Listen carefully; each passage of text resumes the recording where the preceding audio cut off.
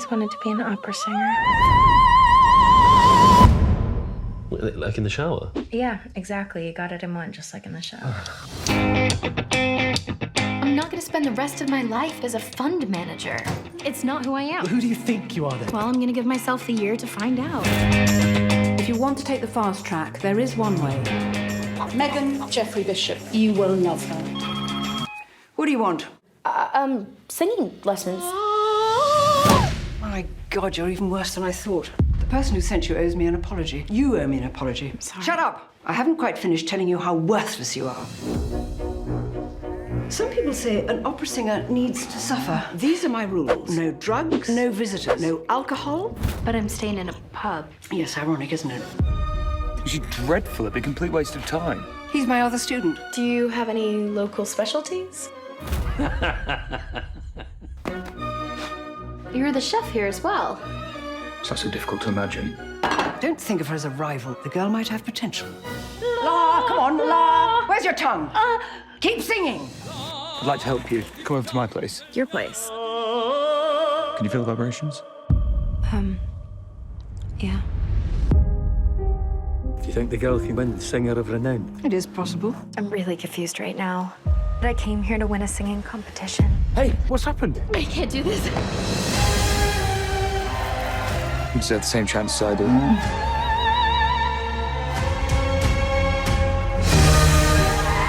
And now, the big moment. The winner of Singer of Renown is... It's just all so dramatic. Oh, grow up. Start again, bar 32. Hi. Okay. Hi, Danny. How are you?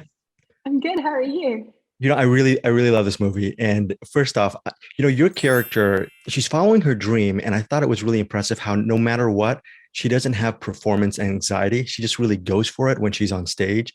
And I'm just wondering, could you relate to that as well? Because it seems you're very fearless in whatever roles you take, or is that maybe an illusion? You're really just nervous and you just overcome it. I mean, I would say it's probably pretty similar to her in the sense that she's terrified and she just kind of does overcome it. And then when she gets on stage, it just kind of comes out. I would say that's pretty similar to me. Like, I definitely feel terrified. Sometimes it's, it's an easier situation. And then sometimes, like, performance, whenever I have to do kind of performance scenes, I truly feel the terror that the character feels. Truly, truly.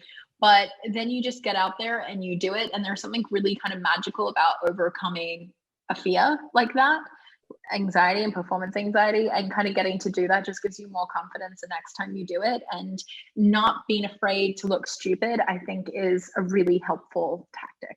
I feel like romantic comedies are it's pretty much an underrated genre, especially with something like Falling for Figaro. It's very immersive. Can you just talk about that layer, the fact that it's just not a light, fluffy thing? And I'm sure that's why you were attracted to this project. Yeah, when I read the script, I just thought, oh, this is so quirky and unique. It is definitely not a typical rom-com at all. I could just tell with the dialogue how kind of offbeat it was in a way that I absolutely love. Like, it's kind of got that British Australian sensibility, like the sense of humor there, which I'm really drawn to. And I had seen The Sessions, which Ben directed. And so I had seen some of his work before, and I was like, oh, I can see that this is going to be different than what you kind of expect. And that was what we did. And that was so fun to do, because it's kind of fun to take a genre and then just spin it on its head a little bit and just kind of play within it. And there is a lot of emotions in it. There's like comedy in it. There's romance in it, but there's a lot of heart in it as well. Like, I think there is an opera. It almost kind of felt like an opera in itself in a weird way, which was really fun. Danny, I just turned 50 a couple of weeks ago. And, sometimes I find it hard to do things because I'm a lazy guy. But for you, just working with Ben, who's in his 70s, was that inspiring just to see someone who's just really creative and is not, like me, being lackadaisical about things? What inspired you about him as a collaborator? Oh, he's incredible. He is such a go-getter. Like, nothing will stop him. Absolutely nothing will stop him. It's absolutely amazing what he has achieved and what he continues to achieve. His drive and his good nature is unbeatable. Like, I've never seen a director be able to stay so calm and have such a good kind of mental state while doing it. That's really, really rare to me. He's one of the most positive people I've met, and really can keep that attitude while also being able to direct people. And sets are always stressful places because there's hundreds of moving pieces at the same time. Like, there's always going to be something that goes wrong, always. And he would always just be able to keep a smile on his face and go with it and use it. And that's really amazing. Like, I'm really so impressed by him and loved working with him. You know, when you look back very quickly, you mentioned drive and good nature 10 years ago when you moved here to Hollywood. Do you think your personal drive and your own good nature, as far as working with people from all different convictions, are those some of the elements that really, propelled you to where you are today?